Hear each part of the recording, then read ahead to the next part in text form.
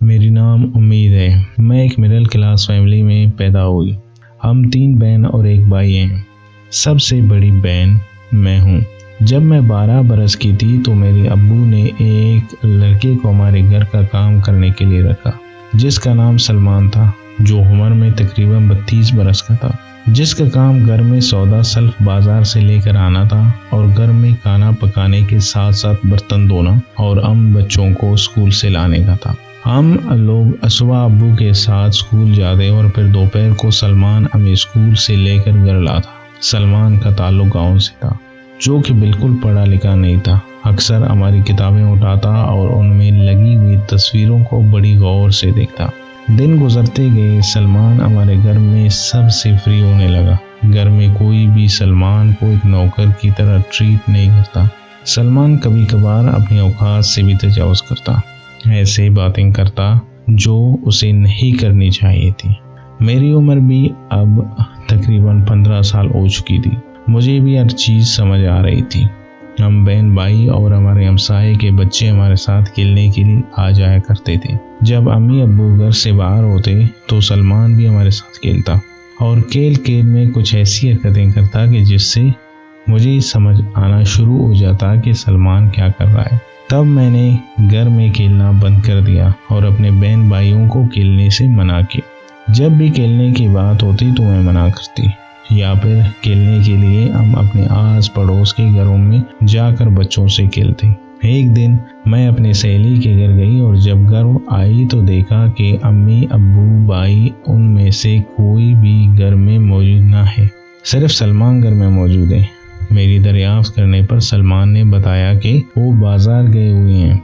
میں حیران رہ گئی کہ مجھے بتائے بغیر کیسے وہ سب لوگ بازار گئے۔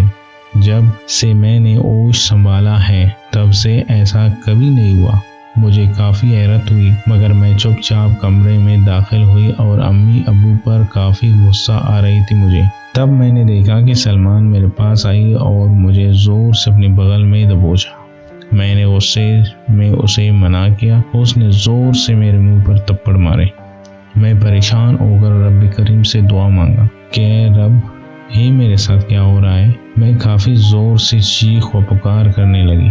میرے ناک سے خون بہنا شروع ہوا۔ میری حالت دیکھ کر سلمان نے مجھے کمرے میں بند کر دیا اور باہر نکل گئی۔ میں غصے میں تھی کہ سلمان نے آج ایسی حرکت کی ہے۔ امی ابو آ جائیں، میں ان سے شکایت لگا کہ سلمان کو ہمیشہ کے لیے گھر سے نکال دوں گی۔ اتنی دیر میں سلمان پھر کمرے میں داخل ہوا اور کہنے لگا کہ امید، مجھے آپ سے بہت محبت ہے۔ میں نے چلا کر کہا کہ اپنی بکواس بند کرو، ابو کو آنے دو، آپ کی خیر وہ خود لیں گے۔ سلمان ہنسنے لگا اور بولا، امید، کچھ دیر پہلے تمہارے ابا سے تمہاری ہاتھ مانگا تھا جو کہ نہ مانے، تیری اماں بھی نہ مانی، اور ان کا انجام جو ہوا کوئی سوچ بھی نہیں سکتا، اس لیے آپ خود مان جاؤ۔ میری چیخیں نکل گئی۔ آپ نے میری امی ابو کے ساتھ کیا کیا؟ میں نے پوچھا۔ وہ زور سے ہنسنے لگا اور کہا کہ اگر تم مان جاؤ کہ میرے ساتھ چلو گے اور شادی کرو گی تو میں تمہارے والدین اور بہن بھائیوں کو واپس لاؤں گا۔ میں نے کہا یہ ہرگز ممکن نہیں ہے۔ وہ پھر باہر نکلی اور فون پر کسی سے بات کی اور مجھے لے کر جانے کا بندوبست کرنے لگے۔ کمرے کا کھڑکی کھلا تھا۔ میں نے دیکھا وہ مین گیٹ سے باہر نکلا اور گیٹ بند کر دیا۔ اتنے میں بھی کھڑکی سے باہر نکلی اور دیوار کے ایک کونے سے پلانگ کر حویلی سے باہر نکلی اور ہمسائے کے گھر گئی، جس کا شوہر پولیس میں آفیسر تھا۔ سارا قصہ روتے ہوئے میں نے اس کو سنائی اور اس نے جلدی سے اپنے شوہر کو فون کر کے تمام تر معلومات دے دی۔ اتنے میں پولیس کی ٹیم وہاں پر آ گئی۔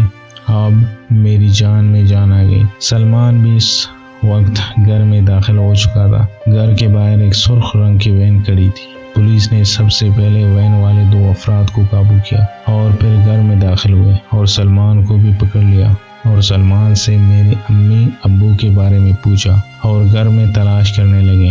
اتنے میں چھت سے ایک سپاہی نے آواز لگائی کہ سر جی، باقی لوگ یہاں ہیں، اور ہم سب سیڑھیوں سے جلدی چھت پر گئے اور وہاں جو دیکھا میرے رونگٹے کھڑے ہو گئے۔ میری ماں باپ بہن بھائی سب لہو لعان باندھے بے ہوش پڑے ہوئے تھے۔ پولیس افسران نے ایمبولینس منگوایا اور جلدی سے سب کو اسپتال لے گئے اور پولیس وہاں سے سلمان کو اٹھا کر تانے لے گئے۔ پوری رات میں ڈر کی وجہ سے کانپتی رہی۔ ڈاکٹر نے آ کر بتایا کہ اب تمام خطرے سے باہر ہیں اور میں جا کر امی ابو سے ملی۔ ہم سب زار زار رونے لگے۔ اگلے روز ہم گھر آئے اور بعد میں عدالت جا کر بیان دی اور ملزم سلمان کو عدالت نے سزا دے کر جیل بھیج دیا اور جاتے ہوئے اس نے ہمیں مارنے کی بھی دھمکی دی۔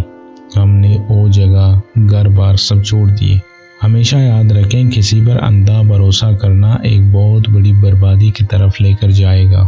جب بھی گھر میں نوکر رکھیں، اس کی مکمل معلومات لیں اور اسے گھر میں اتنا فری نہ کریں کہ وہ اپنی حد سے گزر کر ایسے غلط کام سر انجام دے۔ سچی کہانی کے لیے کہانی سنو کو سبسکرائب کیجیے۔